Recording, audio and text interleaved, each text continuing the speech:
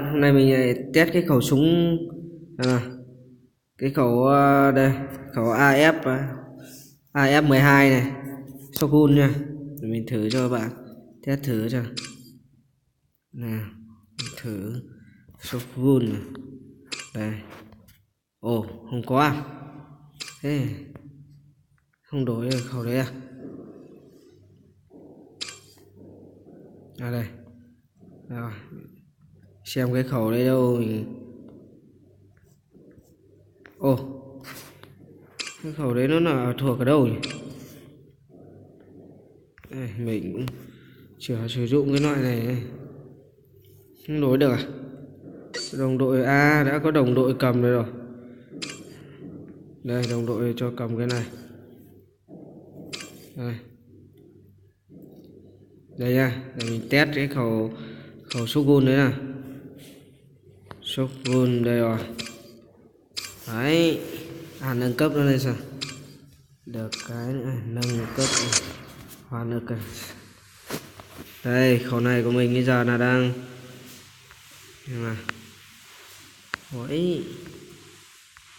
tăng đầy đủ cơ chế. Khẩu này là tăng 25% sát thương này, là sát thương vào đầu và trong phối hợp này, tỷ lệ 3%, nâng chính xác trong 10 giây. Vô hiệu trong BK. Đấy, hiện tại mình đang level 47 rồi, sát thương là 596. Mình sẽ thử cái khẩu này BK cho các bạn xem nhé. Mình vào BK thử cho các bạn xem. Xem nó có máu chia nữa. Ôi chết, bạn này chắc nhìn ngon này, chắc lại giỏi lắm, không đánh được. Mình cứ thử thôi. Nhiều bạn chết, đã chết luôn. Trẻ bạn chơi nhiều. Bạn đấy cũng chơi không đấy rồi.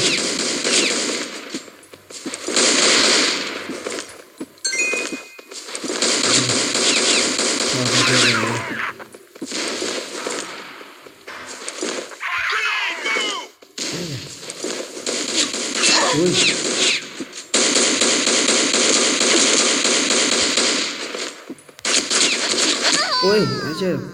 Bạn bắn giỏi thế nhỉ?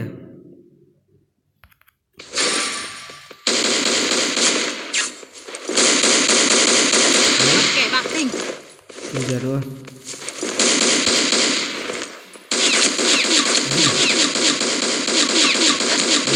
Ngồi im luôn. Bắn giỏi lắm.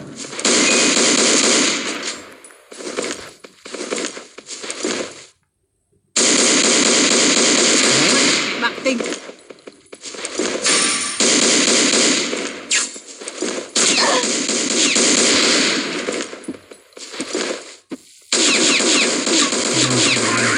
Đây.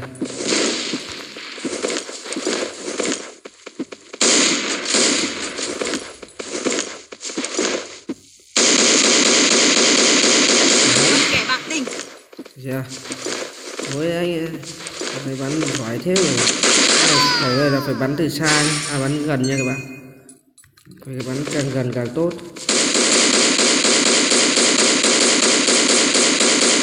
Đấy, thắng rồi. Rồi, ok.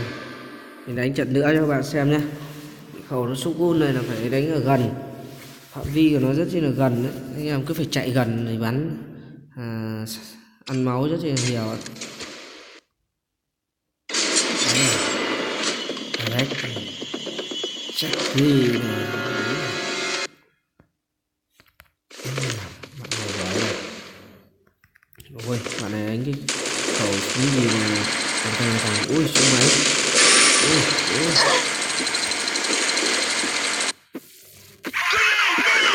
Coi rồi. Ôi, bạn ấy có cái khẩu 6 nòng à? Máy gì ấy?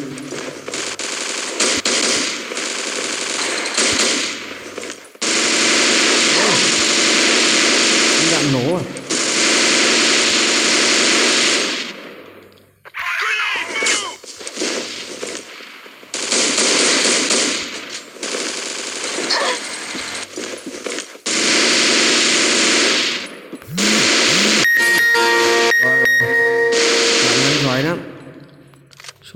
bắn kinh chứ nhỉ.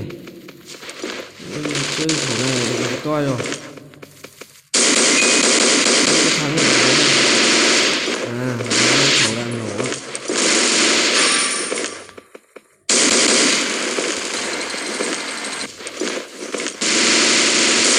Khẩu này thì mình đánh gần một tí không? Ôi, đã thua 3 ván rồi. Bạn bắn giỏi đấy. Quá đi.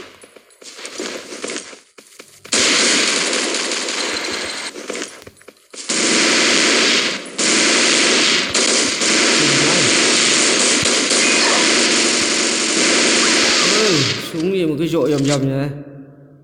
Trời, súng ở đây chắc ngon quá.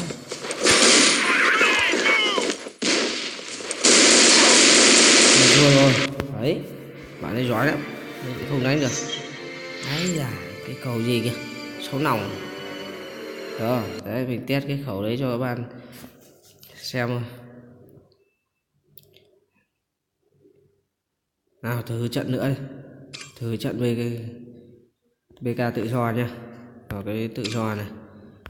Nào hệ thống 5 này. BK tự do này. Để cho các bạn xem cái khẩu Shogun đấy xem mạnh này.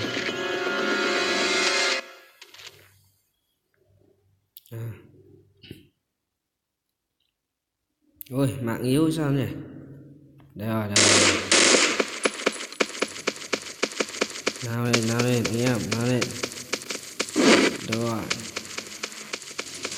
Đấy ra đây nào.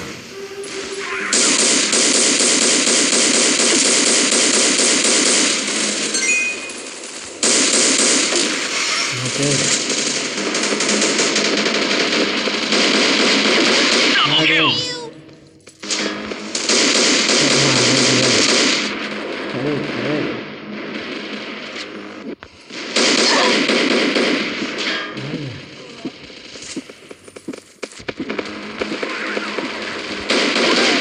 Đấy, chết rồi. Ôi. Đã bắn được. Giỏi thế. Thử nào, tới đây. Nào. Tới đây nào. Cho bên lựu đạn nào.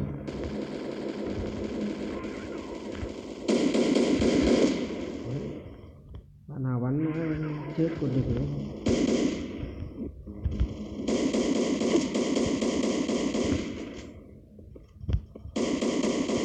Không có được ra khỏi phòng được. Hết.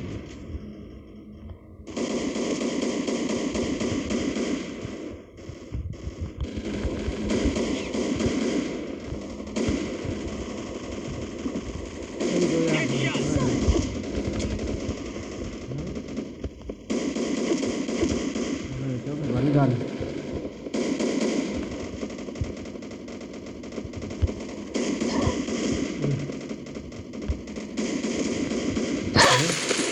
Biết có giết được ai đứng bắn vào vòm mà. Thử tiếp ạ, tấn tiếp ạ. Nào, tiến lên anh em ơi. Con mình đâu hết rồi, thắng rồi. Đấy, hôm nay bắn nhất đi, chỉ được mạnh. Rồi, ok. Tiêu diệt được 4 người. Rồi. Rồi, chúc các bạn lựa chọn những cái khẩu thành công nha. Thích khẩu nào thì chọn thôi. Mình cứ test ra đây cho các bạn xem. Mình thì mình đánh kém, test ra cho bạn xem. Rồi, nhớ đăng ký kênh ủng hộ mình nha.